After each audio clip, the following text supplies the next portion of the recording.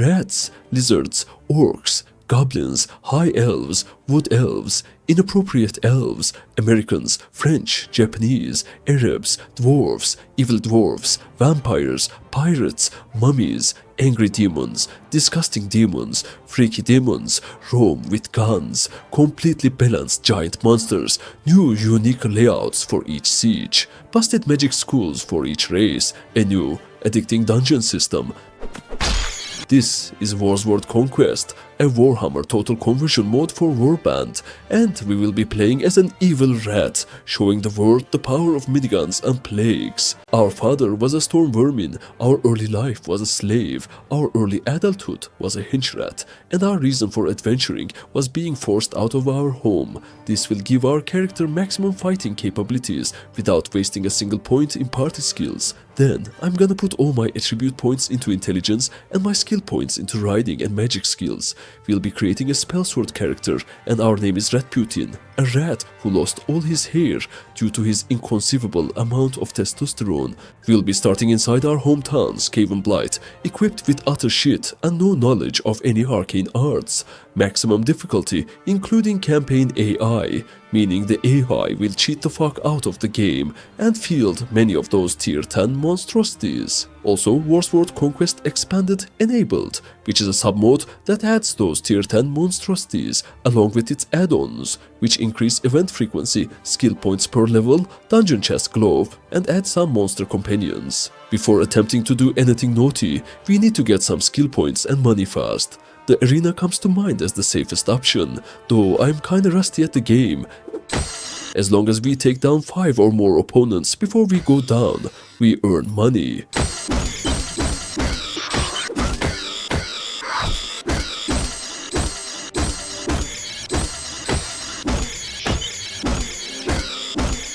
After grinding for around half an hour, we finally reached level 3, allowing us to put 5 skill points into magic control, which is important as you can fail to cast spells in this mod. Each spell, depending on its difficulty, requires you to have a certain amount of magic control to be able to cast it, and then another, higher amount to master it. Then your armor weight, shield, and horse get factored into the calculation to decide whether the spell fails or not. As a Skaven, we have 2 magic schools, Lore of Ruin or Lore of Plague. The Plague lore offers a spell to summon tier 2 Skaven units and good area of effects, but since its main focus is poison damage, it is useless against undead and demons. Ruin, on the other hand, still has decent area of effects that can also affect undead and demons, but it also has spells that let you move faster than the seaman of a Genshin player. So, after signing the terms and conditions of Ruinous Magic, we now have access to Warp Lightning. To use it, we must equip the magic item to one of our slots and then leave one slot empty. Then we can put the scroll inside our magic item using the guild. With the leftover money, we bought a giant rat. Then I sold my shield and spear to buy a 2-handed blade. Now to test it against a group of chaos zealots, the shittiest shits ever shat. No throwing weapons, no shields, completely helpless against our magical finger. Leftover skill points went into inventory management and all the loot got sold for 300 gold. Then we dealt with some low tier Skaven deserters. Their shields were easy to break and we got another level up. Next, it was time to do some quests. One Skaven lord asked us to destroy a bandit hideout and the other asked us for bounty hunting. I asked the villagers where the criminal was, but they attacked us. So, using some horse archery, or rather red sorcery, I cheesed them to death. But it turns out, slaughtering the subjects of our lord wasn't such a great idea, as this resulted in us being hunted by the entire Skaven underworld. But the horned rat took pity on the fate of our poor Rasputin and gave him another chance. So, after bringing justice to the criminal, I returned to Notewell and refused the payment, thinking it would give renown or something. It just decreased my honor instead. Then it was time to deal with the goblin hideout.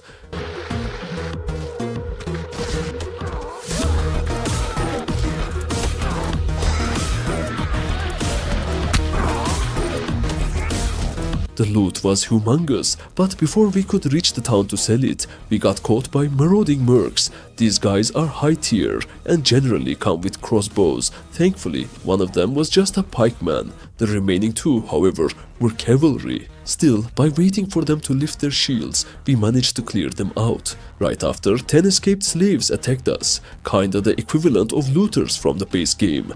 Then, another 10 blocked our way. The loot got sold for 3000 gold. I swiftly invested all our earnings into a weavery, possibly generating 1000 revenue weekly. Unlike Bannerlord, workshops are absolutely broken in Warband, but this mod also takes precautions so you don't cheese it too brutally. Every workshop of the same material reduces the revenue of the others, so it is not optimal to put all your money into opening more enterprises. After returning to Viskeet for the hideout reward, he gave us a quest to collect the taxes of Putrid Stump. Ratputin got to work quickly, but being the evil bastard he is, he never planned to return the taxes to Viskeet, so instead, after collecting a total of 9000 in taxes, he bought himself 2 spells, Scorch and Crack Skull, both strong area of effect spells, and now that we have 8 magic control, we can cast them without much chance of failure. Because we are an evil rat, we start the game already at war with all good factions, and our first victims are dwarf villagers, all one-shotted with our newly acquired Scorch spell. Then we sneak inside a dwarven town to sell them their villagers' loot. More villagers burned, then we attacked a dwarven patrol of 15.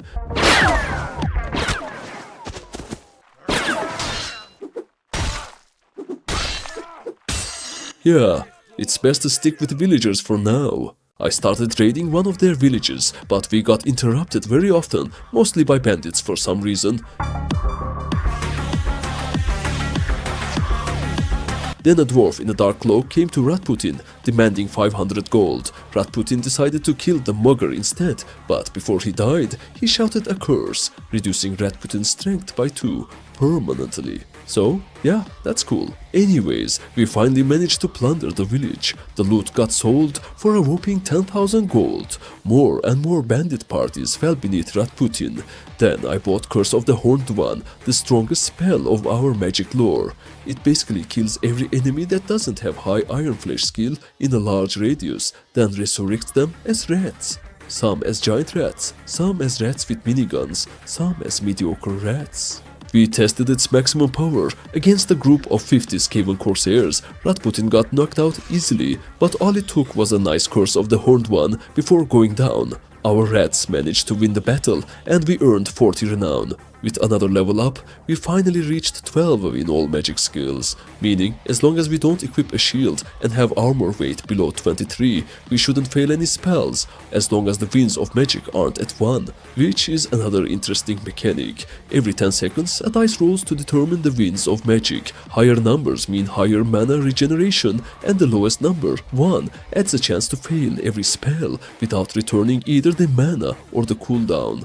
Eventually, we started raiding the villages of Bretonia in the north, far away from their nobles. With the money earned, I entered the arena and bought Ignore Pain and Dodge skills for 14,000 gold. The first gives us 4% damage reduction per level of Iron Flesh, and the other gives a dodge chance depending on our athletic skill and our strength to armor weight ratio.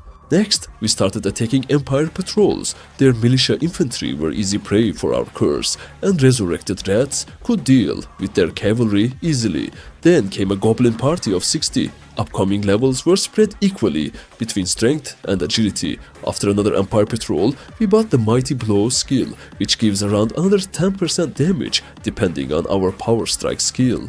Then Ratputin came across a land ravaged by famine and drought. He gifted the farmers 500 gold to ease their suffering. I know, not very Skaven-like, but who can say no to a fucking 80 renown? More large parties were defeated with the same strategy. Gather the infantry together for a massive curse and let the rats handle the rest. Just be careful not to get one-shotted before casting the curse. While I was wounded, I got captured by tribesmen, probably the weakest thing we could get captured by. They stole some of our loot, but after a couple of days, we escaped and took it back. Then, while inside the tavern of an empire town, a drunken soldier bullied Ratputin. He apologized, but the bully wasn't having it. Soon, all would regret treating our poor rat this badly. More renown got farmed. Then, inside the Tavern of Nuln, we found ourselves a Russian vampire girlfriend, Ulrika Magdova, for 16,000 gold. For normal customers it's 8,000, but she hates Redcock. Her equipment was already decent, and her bow skill was insane.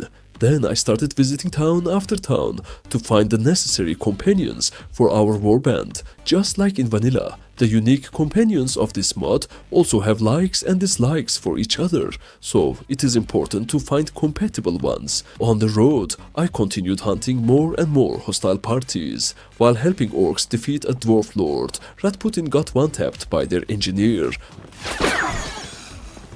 I retreated and rejoined the battle to at least cast the spell before we died, which we successfully did. But right before the orcs were about to finish the job, one of the enemy demon slayers decided to 1 versus 10 before finally going down thanks to archers. These dwarfs are something else, man. More villages burned, more forest goblins crushed, another enterprise boat, and ironworks inside an orcish town, bringing around 1,500 gold weekly. Then an undead tomb inside the lands of the von Karsteins met Rasputin's rat. Another enterprise, a tannery inside Drakenhof, bringing another 1,000 weekly. Then we finally made our way to Kislev. Inside the tavern, I bought some healing potions from the alchemist. We're going to need them, as our next targets are the troll country raiders. Tackling them is quite risky, with many cavalry, javelin throwers, and giant trolls in their ranks. It is hard to find a good angle for the curse. First, I dealt with their archers, javelin throwers, and the horses of the cavalry with our melee weapon. Our curse was useless against the trolls, but by kiting endlessly with our warp lightning, we managed to outdamage the trolls' healing. Each one of them gives 1,000 experience to Rasputin. Their loot isn't anything fancy, but we are here mainly for the experience. Another Empire patrol later, we started attacking Kislev Inquisitors. These parties mainly consist of Chekist units, generally worse than Kislev units, other than their pistol cavalry and bear-riding Bliads. With the earned money, we bought another enterprise, another tannery inside the Lands of Chaos. Then we hunted the unbound demons around the area. It seems they have some sort of magic resistance, but after enough tries, we managed to penetrate the shield. They give decent XP as well. Then another troll party got defeated. Then we bought a dye works, possibly earning 2,000 gold weekly. Then a party of undead, which is probably our freest resource, with many stacked weak infantry waiting to be mass destroyed, while still giving decent experience. Then I entered a dungeon in the hopes of finding some decent loot. The first room was a large Chaos Dwarf map, but it was filled with Dark Elves instead. The first chest was quite shit, but the room was easy enough to clear. The second room, however... yeah, we just got one tapped before being able to move. It seems we are too squishy for the dungeons at the moment. Next, I bought a ship for 5,000 and sailed to visit new towns in search of companionship. But I found no one worthy in the stunning taverns of the Dark Elves, so I tried my luck with dungeons a bit more, but failed miserably. By the way, getting defeated in a dungeon doesn't result in getting captured, and you can try again after a week or two. So we continued traveling the world to find companions. Rasputin got bullied by another drunk, and then inside Iron Rock we finally found Ogi Bogi Vaskun. For now he's just a low-level medic, but after some time he will turn into a mage capable of healing our troops mid-battle and even giving them damage protection. More parties were hunted, and Ogi quickly started leveling up thanks to both Rasputin's trainer skill and the massive amount of shared XP due to the low number of troops. We eventually returned to Kislev for more grinding.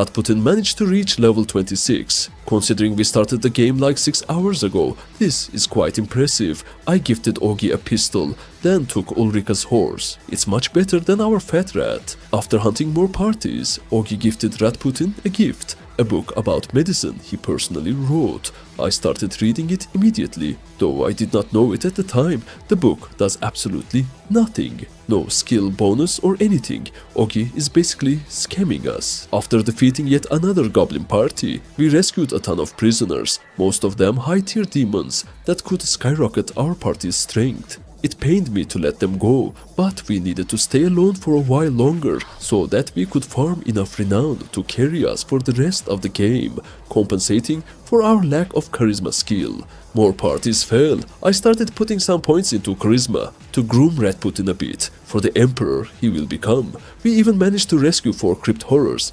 Fuck, this is painful. More parties fell. Our workshops finally started to work, netting us 6,000 profit weekly. We bought even more of them, as long as the profits weren't reduced too much. More hideouts and more enterprises later, we found another companion, Ratmik, a giant rat without any brains, perfect for our front lines. We recruited him for 8,000. He had 165 strength, but no combat abilities like Ignore Pain or Mighty Blow. Then, in the lands of the High Elves, we found our next companion, Scarlock the Wanderer. He will be our scout, with his 8 points in pathfinding, tracking and spotting.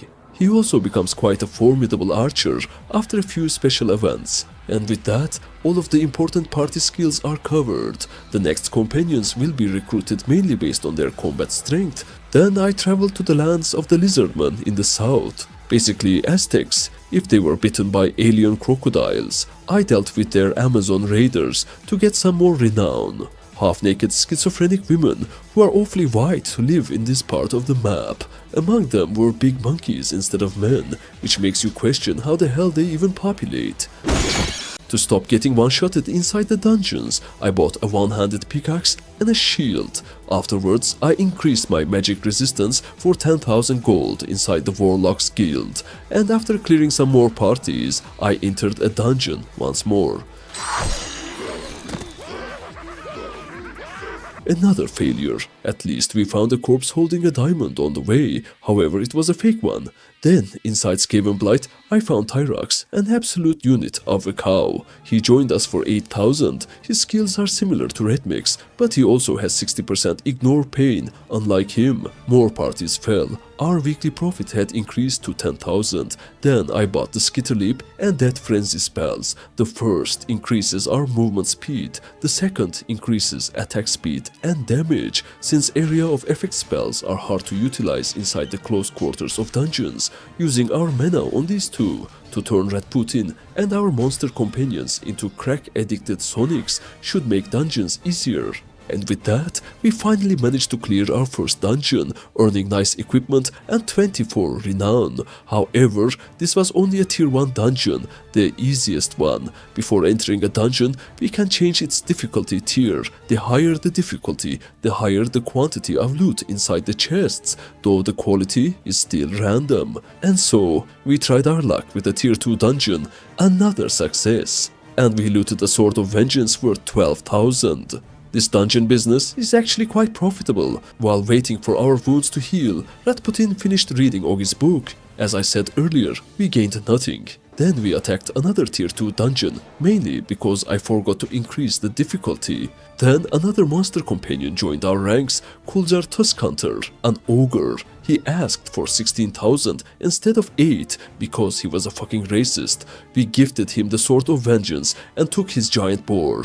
We want him on foot. Then we found Marcus the Wise. He and some other magical merchants sell some quite overpowered items for some really big prices. You can only trade with them after winning 10 tournaments or reaching level 30. Since we reached it thanks to our solo grind, there was no need to get our ass kicked in tournaments. But still, we needed 5 times more money before being able to afford even a single one of those weapons of mass destruction. So the grind continued. We traveled to North Africa, and after clearing some Hermes, it was time for another dungeon. Yep, I forgot to increase the difficulty again, but it didn't matter, as while I was trying to loot the chest, I fell and then started flying on the ground. So we traveled to a dungeon inside the lands of Araby instead, and this time I didn't forget to increase the difficulty to 3.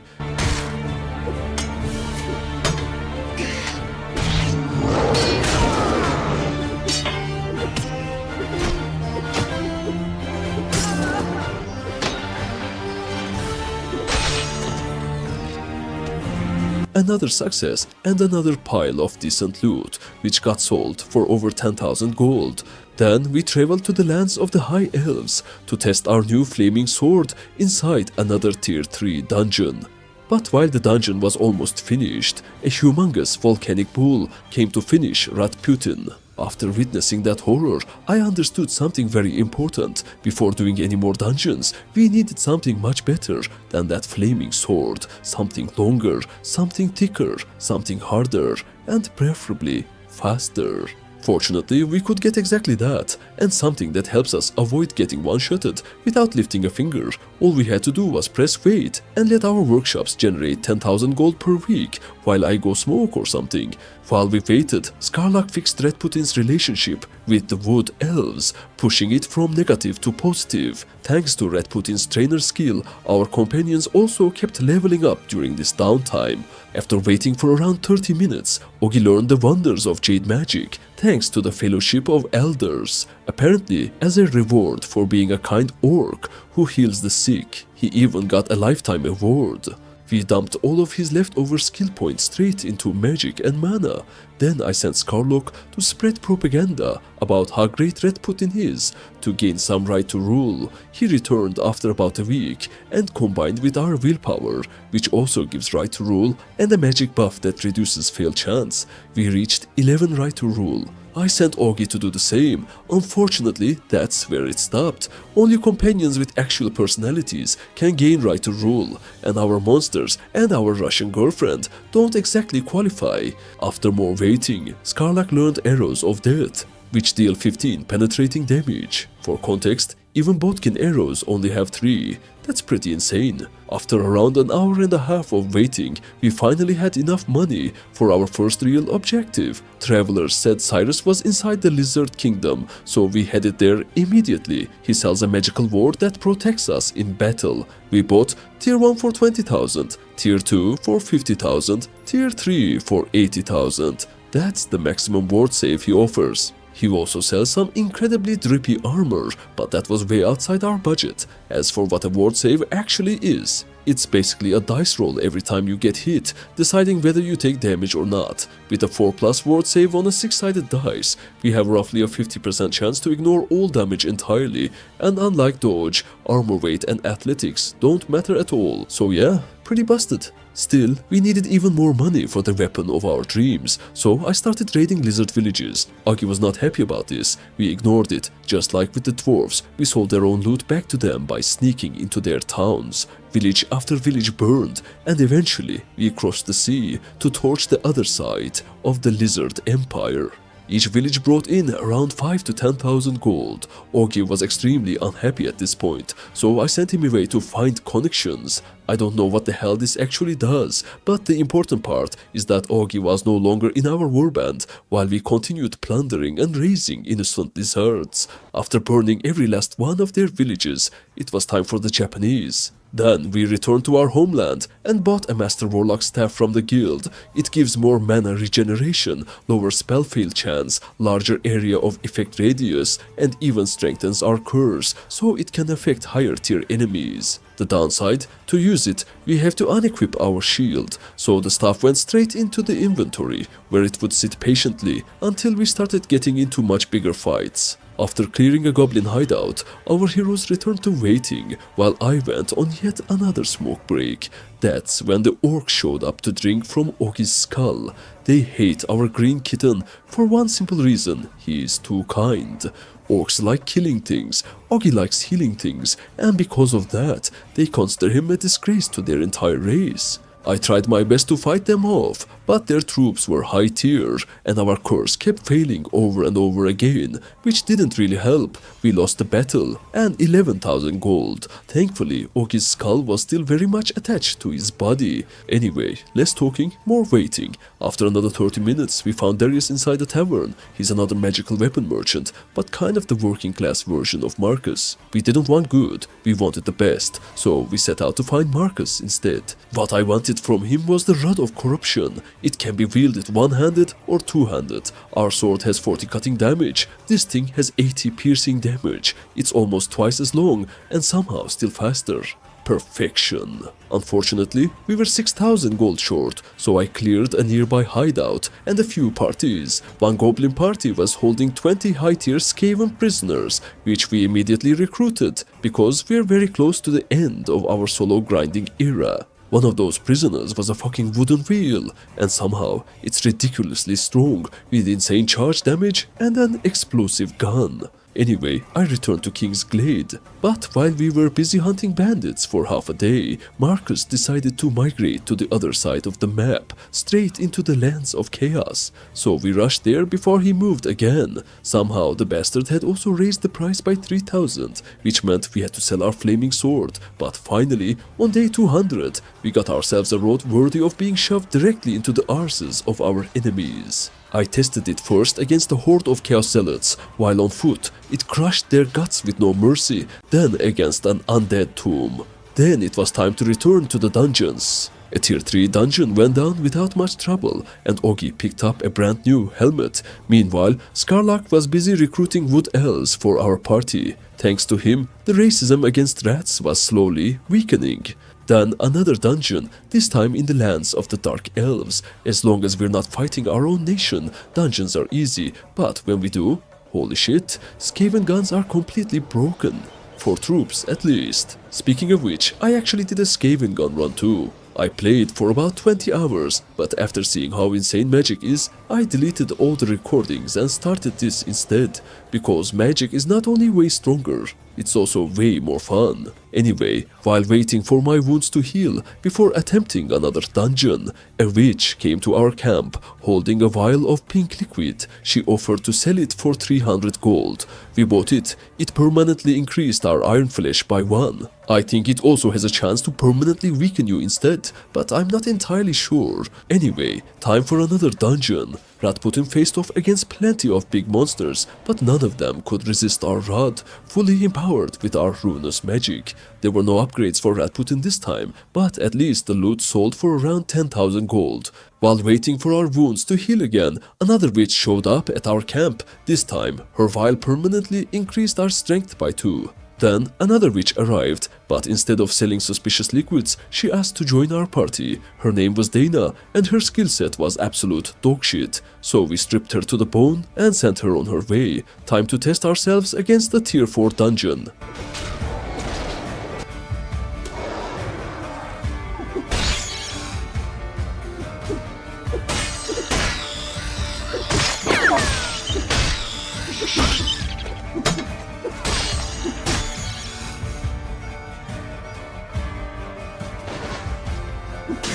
We successfully cleared it, but the loot was underwhelming. No matter how much you increase the difficulty, you can't outskill chance. I once got a 200,000 item from a tier 1 dungeon in that gun playthrough I mentioned earlier. Spoiler alert, nothing like that happens here. A couple of days were spent resting, so our metabolism could flush the poison from the last dungeon. By the way, what kind of Skaven even gets poisoned? Don't we breathe carbon monoxide as fresh air? Anyway, time for a tier 5 dungeon.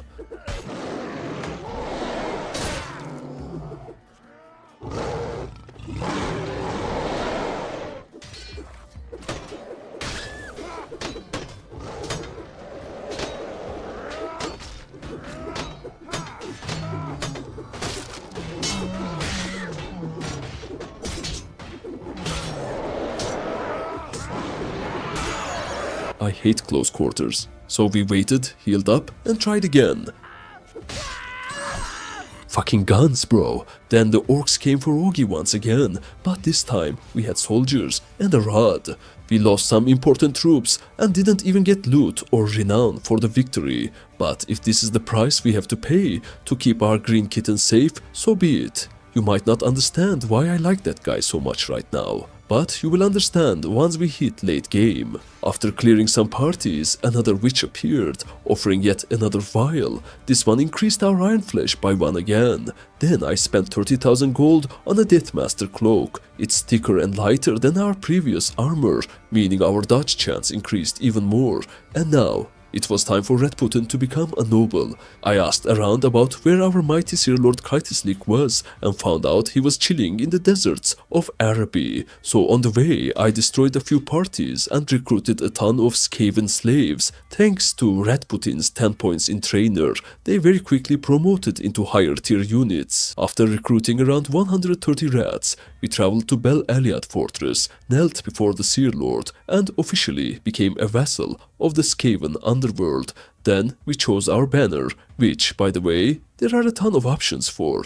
The Sir Lord also gifted us a village named Verkuso, which had become a raiding ground for Araby, our current enemy. So we started hunting their patrols to level up our troops, then their lords with smaller parties. We took them prisoner because you cannot recruit any lord who doesn't share your culture when you declare your own kingdom, which means having high relations with non-Skaven lords is quite literally useless. More parties fell. I then converted all our upgraded troops into gunners. Right now, I'm mainly testing how strong a gunner-only army can become. Later, I'll mix it up a bit more. Gunners split into 2 branches. The first branch focuses on long-range combat and ends with Skier Jezzails. They're insanely lethal at range, but absolute trash in close quarters. The second branch starts with poisonous grenade throwers, then pistol engineers with decent 2-handed polearms, then literal flamethrowers. And after grinding experience for what feels like an eternity,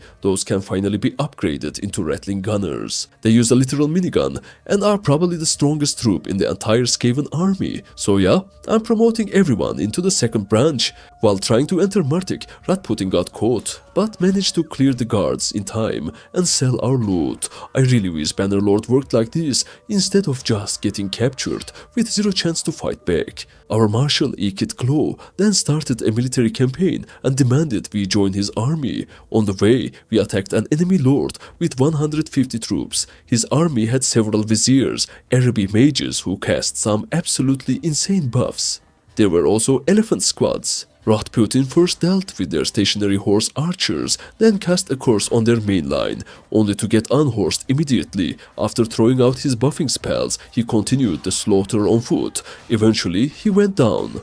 Despite the vizier's magic and the massive sand raids, our Skaven gunners performed incredibly well. We won the battle with only 6 deaths. The emir escaped. Soon after, we caught another lord. This one only had 50 troops, but most of them were sand raids, elephants, and viziers. After a well-placed curse and some brutal melee fighting, we secured another victory, this time with 12 deaths, another lord imprisoned. And once again, the enemy was carrying a bunch of high-tier prisoners who happily joined our ever-growing Red Horde. A massive horde of Araby lords had gathered to besiege Bel Aliad Fortress, and our Sir Lord was trapped inside the walls. Then an event popped up. After organizing a grueling training session, Rasputin gained an attribute point, which went straight into agility. Now level 33, Rasputin was turning into a formidable beast. Soon after, Skaven lords finally reached Bel Aliad Fortress, which immediately caused all the Araby lords to shit themselves and scatter.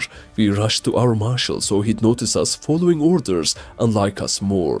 Then we began hunting the fleeing Arabys one by one. One of our Skaven lords brought along a truly humongous unit, a Hell Pit Abomination, 1000 health, insane damage, ready to annihilate anything in its path. Unfortunately for us, the enemy also brought something equally humongous, an unnecessarily large elephant. Between the viziers continuing to do overpowered wizard bullshit and the sand raids casually wiping entire infantry squads, they managed to inflict serious casualties, even while disorganized and outnumbered. Anyway, after dispersing their parties, we marched toward Tanis. 200 garrison troops, 2 enemy lords inside.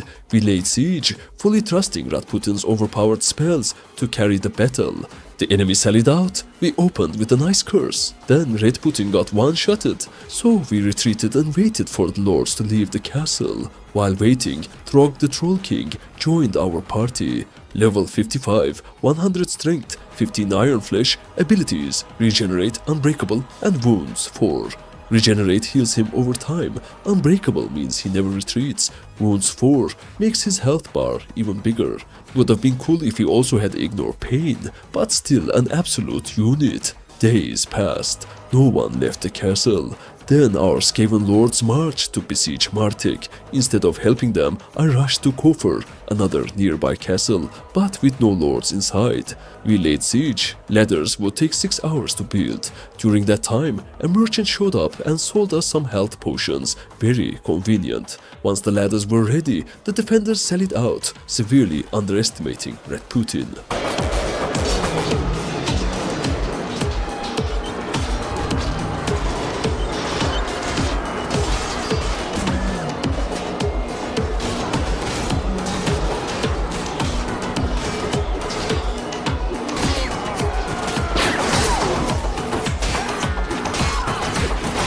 We lost 35 troops, but most of the survivors got promoted. We requested the Seer Lord to grant us the castle. This could potentially become Rasputin's first fief. Then I traveled to Martek to ask the lords who they supported. The Marshal and a few others backed us. The rest supported Nurglich, Arch-Plague Lord of Clan Pestilence. Sounds like a very important rat.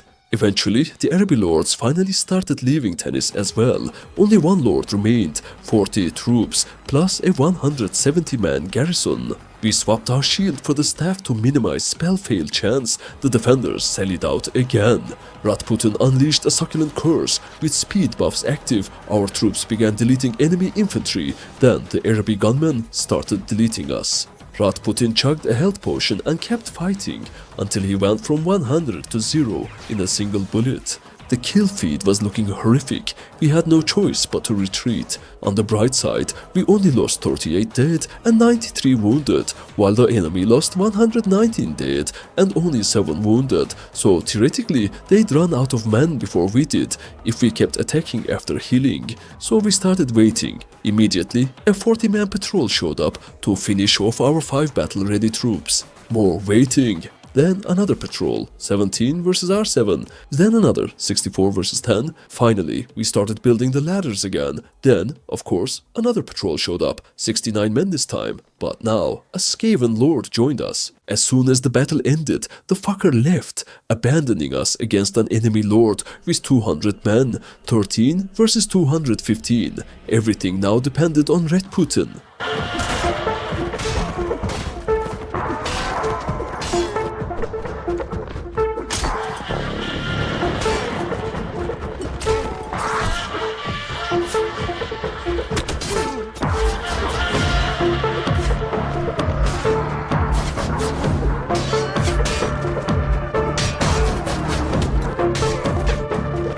A massive victory. We earned 43 renown. Unfortunately, the enemy lord managed to escape. Then another patrol arrived and got absolutely destroyed. Then the lord inside the walls finally attacked us with his remaining 16 troops. The Grand Vizier was among them.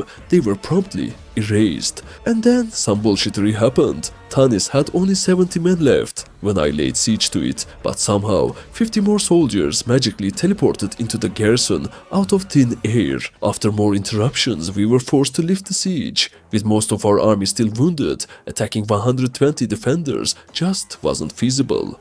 Then a giant armored gorilla joined our party. His name was King Kong. He had identical stats to the Troll King, but instead of regenerate, he had mighty blow and 80% ignore pain, which basically made him almost unkillable. While we were failing to take Tennis, the enemy managed to recapture Kofur.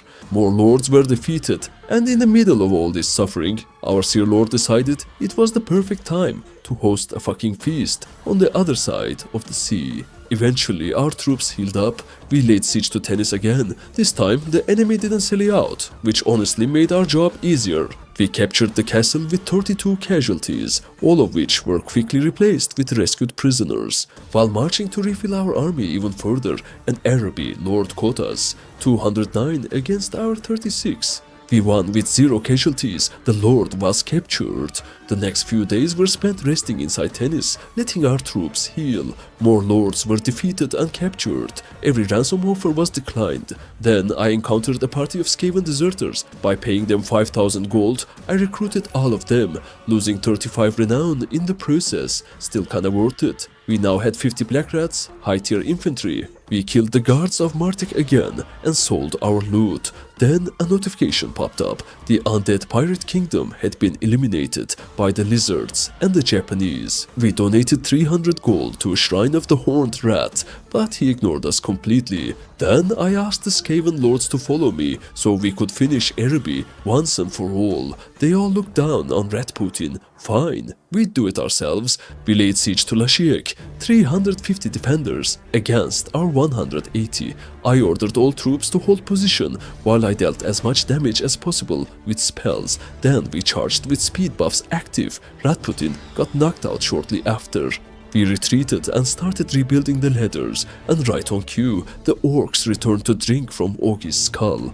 We won with 1 dead and 15 wounded, then we assaulted the town again. Lashik was ours. We lost 32 troops. Most of the lords inside escaped, but 2 were captured. We refilled the army with rescued prisoners and demanded the town be granted to us. This could be Rat Putin's first city. He would repair the broken statue's head with his magnificent bald red face. Then he would burn the magical carpet. After resting to heal our wounds, we returned to destroying Araby parties one by one. Soon, the Araby lords came to retake Lashik. While waiting inside the city for their assault to begin, our Seer Lord granted us Tennis. We accepted the honor. Then, the Arabys attacked, 272 of them against our 150. We won. Rat Putin racked up 240 kills. All the lords escaped. It was time to go on the offensive before they rebuilt their parties. We traveled to Martik with 550 defenders and 5 lords inside. We laid siege to the town.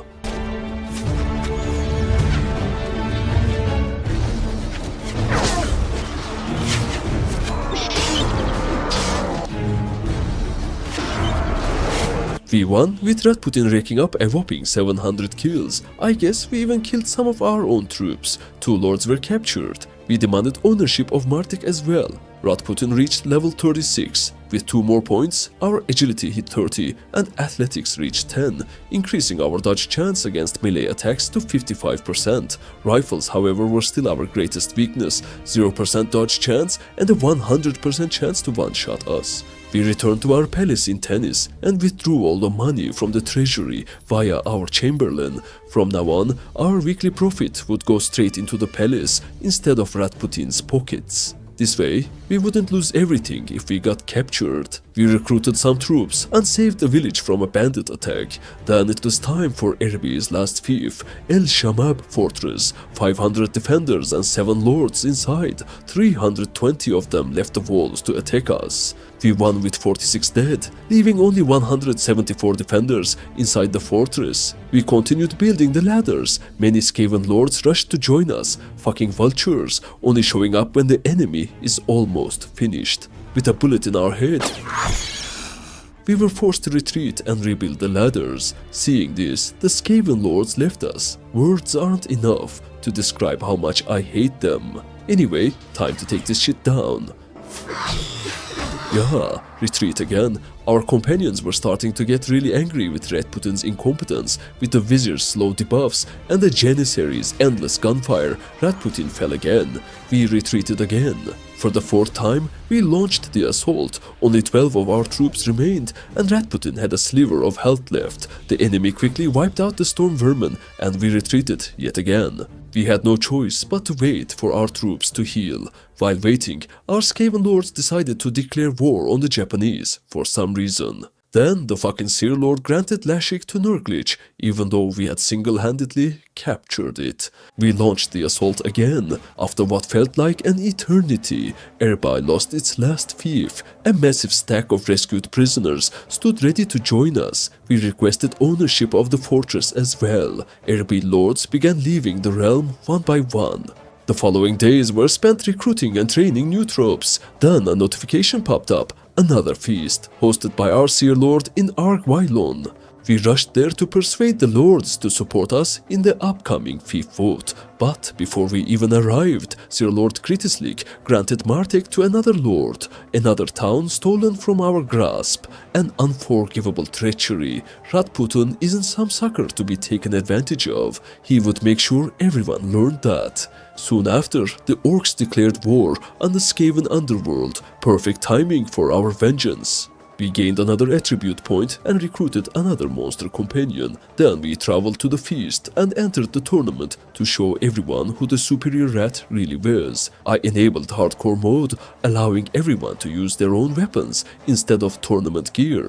Magic was still disabled, but our overpowered weapon carried us through the early rounds. Then things got stupid. The enemy team had a hell pit abomination, and if that wasn't enough, a rattling gunner as well. As you can guess, Ratputin got absolutely smoked. How is this fair, bro? We were eliminated, and the Skaven Lord won the tournament. How he beat that monstrosity is beyond me. Probably a put-up job. Ratputin entered the hall. They told him, "You are on this council, but we do not grant you the rank of town master." Ratputin replied, "How can you do this? This is outrageous. It's unfair. How can you conquer towns but not rule one?" A black rat stepped forward and said, "Take a seat, young Ratputin." Ratputin told him to suck his bald balls and left the feast. So we traveled to Bel Aliad Fortress and officially declared Ratputin's independence against the Seer Lord without giving up our one castle. This obviously made him very mad and resulted in the Skaven underworld declaring war on us. Our kingdom color was black and its name was Rats of Freedom. Then I changed our policies to a perfectly liberal democracy. As for the Arabi lands, the Japanese had taken Martek and the rest was still in the hands of the Skaven. They should all have low garrisons since we were the ones who captured them. Lashik had one garrison, but Nurglich was inside with his 200 soldiers, so our first target was Kofur. Its garrison of 50 fell without trouble. Then we captured El Shamab without a fight, as it had no garrison. As for Lashik, it was now under siege by the Japanese. We declared war on them and imprisoned one of their lords. Then we besieged Martek. Its garrison of 36 refused to surrender, so they got slaughtered instead. We filled the garrison with 40 non-Skaven units, then hunted some more Japanese lords. Lashik was still under siege against 2,000 Japanese. Instead of answering them, the Skaven decided to besiege our Martek instead.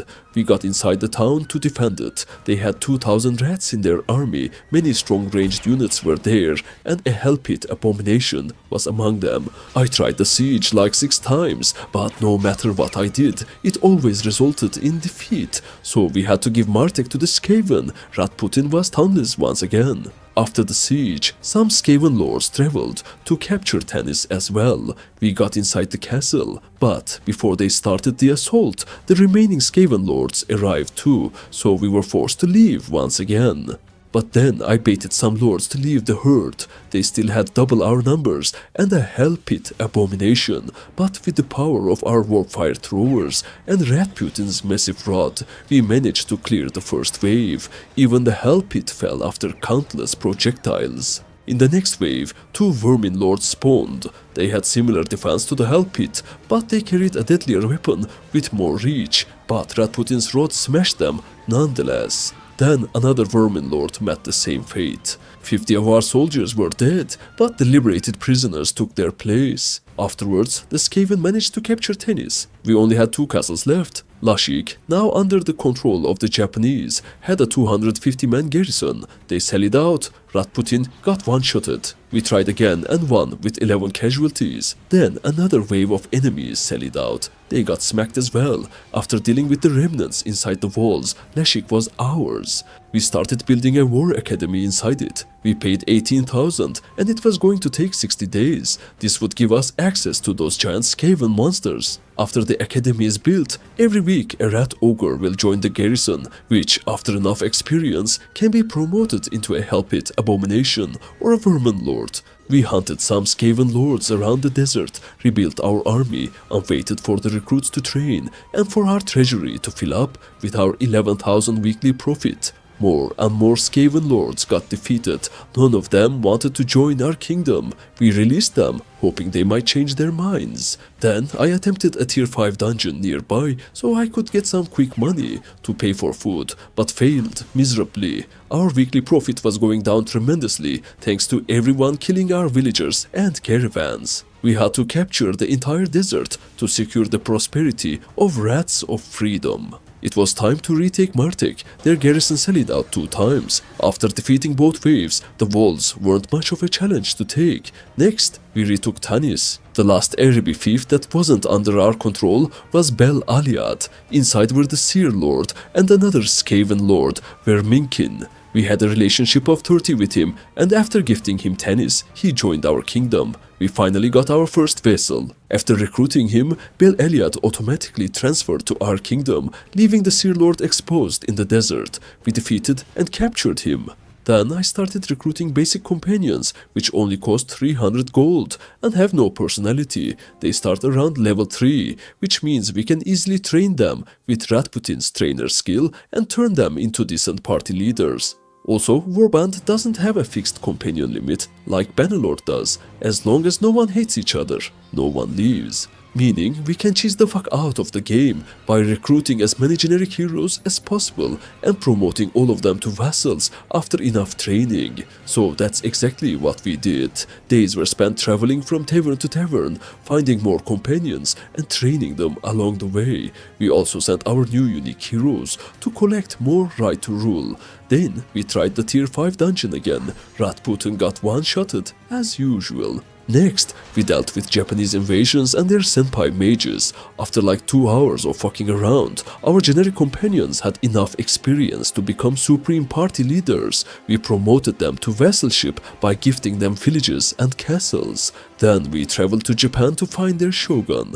After paying him 20,000, peace was established. Then, as both the Emperor and the Marshal of Rats of Freedom, I started a campaign and commanded all my vassals to follow me. It was time to finish the Skaven once and for all. They had already lost 3 of their towns. So, from the east, we started our crusade. Castles and armies fell beneath the paws of Rats of Freedom. I took ownership of the castles so I could give them to potential new vassals. Then I plundered the castles to keep my current vassals happy. So the conquest continued.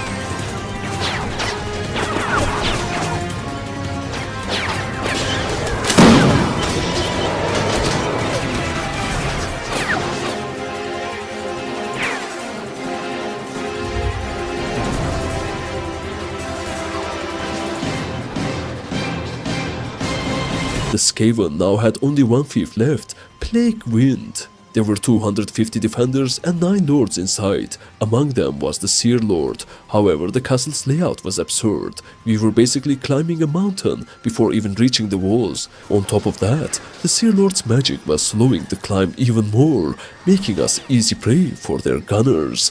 I tried the siege 4 times. All attempts failed miserably. Our only hope was the Seer Lord leaving that castle. So we spent the next days hunting more Skaven lords, recruiting if possible, and responding to their siege attempts. After half an hour of fucking around, the Seer Lord finally left the castle. Only 2 lords were inside. Though their numbers were higher now, without the Seer Lord's magic, the castle had no chance against our horde. Well, until Rasputin got one-shotted. Without him, the rest were helpless. We had to retreat. Seeing this, the enemy lords left the walls to attack us. We cleared their forces. Then, with our remaining few units, we launched one final assault and took the castle. The Skaven underworld had now lost all their fiefs. We continued hunting their lords until the game officially registered their destruction. Then we set sail to return to our capital, Lashik. But as soon as we entered the desert, the lizards declared war on us. The war academy inside Lashik had been completed and 3 rat ogres had joined the garrison. We took them and filled the rest of our army with more recruits. After enough training, we called all our vessels for another campaign. It was time to punish some bad lizards.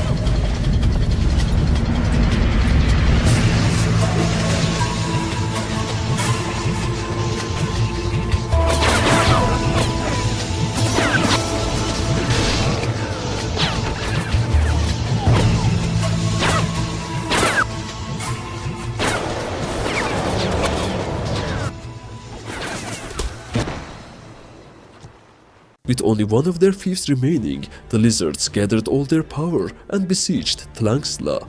We got inside the town and started the defense. Its layout was nearly impossible to breach when we besieged it, so they actually had no chance. We mass murdered them with our spells over and over again, but then Rasputin's magic tore through the warp, and even demons spawned to stop him from fucking up the entire universe. They were dealt with easily as well. Rasputin had racked up 1200 kills. After finishing off the remnants and taking their last castle, the Lizardman Kingdom was destroyed. Then we returned to Lashik and started rebuilding our army. During these peaceful times, Ogi kept insisting that he wanted to leave the party. Rasputin persuaded him to stay a little longer, at least for now. Bro keeps saying he likes healing people, but then gets angry if we don't go on a murder spree for a while. Anyways, after around a year of peace, the Japanese declared war on us, so we started another campaign, yet again.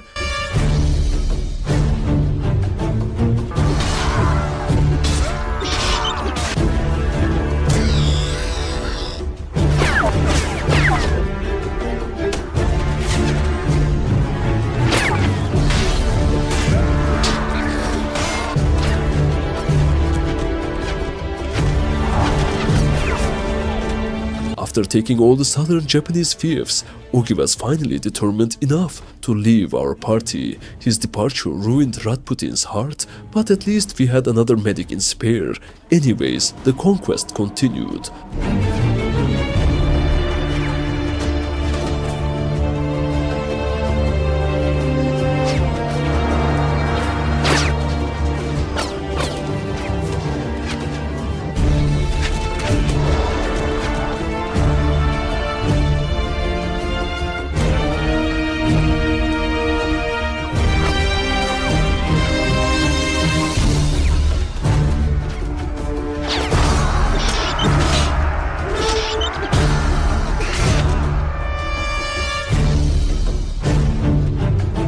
then, just like the lizards, the Japanese also managed to gather all their forces after losing like 90% of their fiefs. It was 200 of us against their 3000.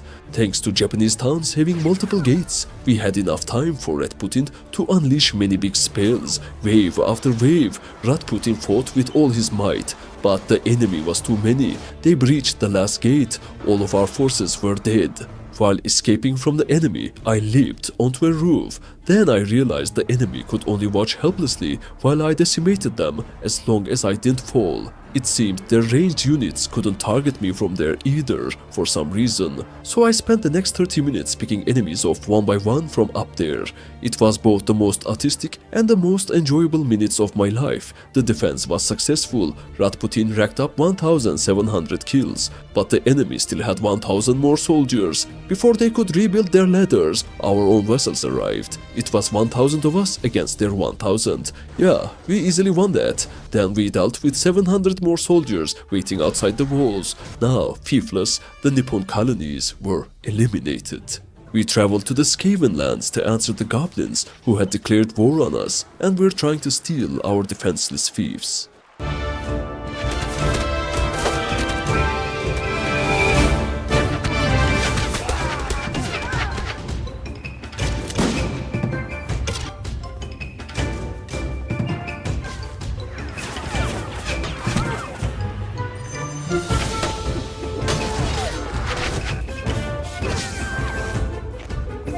In no time, the night goblins had joined the graveyard of kingdoms. Inside an elvish tavern, we found Ogi again. He apologized and said he wouldn't be naughty anymore. We welcomed him back into our party. Another time of peace had arrived. I tried my luck in tournaments again and got destroyed by one of our chaos companions. Then I traveled from dungeon to dungeon to see how far Rasputin could go now. Tier 6, 7 and 8 fell beneath our mighty rod. Then, for a whopping 400,000 gold, we bought an invisible helmet for Rasputin. Finally, he was able to show his magnificent bald head. It also had decent armor and magic bonuses. Next on the list were the Tomb Kings, who had declared war on us. They were much harder than the foes we had faced so far. Their skull throwers dealt massive area damage, capable of one-shotting even Rasputin. But we still managed to brute force our way through until they had only one town left, Kemri. All their lords were gathered inside. We summoned all our vessels for one final massive battle, but the enemy was too strong. We got defeated over and over again. I waited for the lords to leave and defeated them outside the walls, but it changed nothing until I found another way to cheese the fuck out of the game. This tower, even though it is easily accessible by simply climbing a ladder, seems to be completely invisible to the skeletons, so just like with the Japanese, I spent half an hour spamming spells over and over again. With the siege of Kemri, the Tomb Kings were no more. Before wrapping up the playthrough, I tried my luck against the tier 10 dungeon. Rasputin managed to clear it on the first try. Then I declared war on the elves, orcs and the beastmen to reunite all the original lands of the Skaven. With half the map now under his control, we can safely say Rasputin became a rat emperor that history would not forget. And this is where our story ends. Maybe I can make videos for different cultures in this mod if you guys liked it. Massive thanks to all the members of the channel. Your support means the world. See you all in the next one.